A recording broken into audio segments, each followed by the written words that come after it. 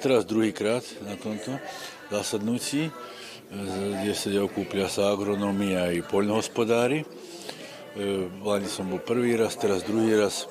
Je to dosť zaujímavých témov, zaujímavých vecí, ktoré sigurno nám poslúžia, aby sme trocha sa usavršili, aby sme lepšie vyrábali zem, aby sme lepšie pestovali. Lanejšia sezóna bola dosť zlá, veľa bolo teplých dňov, veľké horúčavy boli, tak bolo ťažko dobre vypestovať voľakú kultúru. My sme v Lani mali viac trocha slnečníku, tak trocha slnečník lepšie dáva ako druhé kultúry, tak so slnečníkom sme dobre prešli, s kukuricou troška slabšie. Žito sme nemali, čo sa týka žita tohto roku, v Lani sme ho posiali posle 10 alebo 12 rokov. Po prvýkrát, tak aby sme trocha zaobišli nezišli do tých veľkých horúčavov, čo bývajú v lete. Do tejto sezóne máme na pláne aj posiať semenský slnečník, aj círok za seme.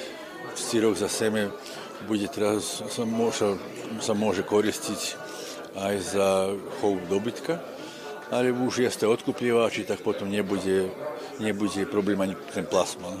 Som sa odlúčil posieť tieto kultúry skrz týchto klimatických promenov, čo nás zachytilo, tieto promeny, tak potom oni dobre podnosia teplotu, oni sa z Afriky, takže aj tam sa koristí, tam sa kukurica nesie, seje sa len tento círok, tak potom chceme probovať aj to. Slnečník takisto, on dobre podnosí vysoké temperatúry, aj má nejak vlahy, má nejak vode, má nejak dažďu.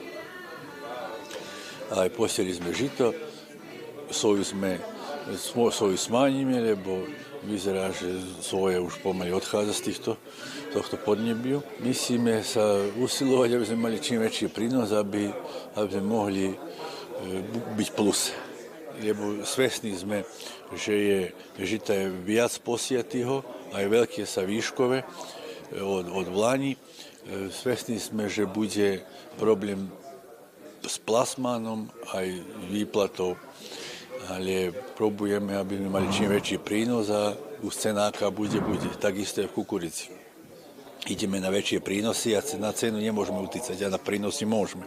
Teraz my sme prestali orať, aby sme len vlahu čím viac zadržiavali v zemi, aby sa toľko nesušila zem, aby sme každá kvapka, čo spanie, aby ostala v zemi, aby sa nevyparovala.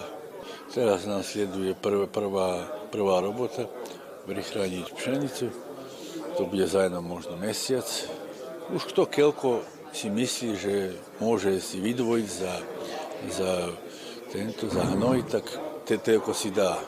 Počuje, že voľak tu nebude ani dať, ale žito bez hnoja nemôže obstať. My sme ešte nemali veľa rokov, ale vieme, ako vtedy bolo. Bez hnoja žita 200 kg po jutre, toľko plánujeme dať. My sa stále nádame, že bude lepšie. A voľako sa len nádame, nikde nám je lepšie. Stále voľako isto len stagnírame, tak hádam možno teraz aj, že bolo trocha viac aj daždi, väčšia je zima, možno toto troška je inakšia zima je ako tieto prešlie, čo boli, tak to nám trocha dáva nádej, že bude lepšie.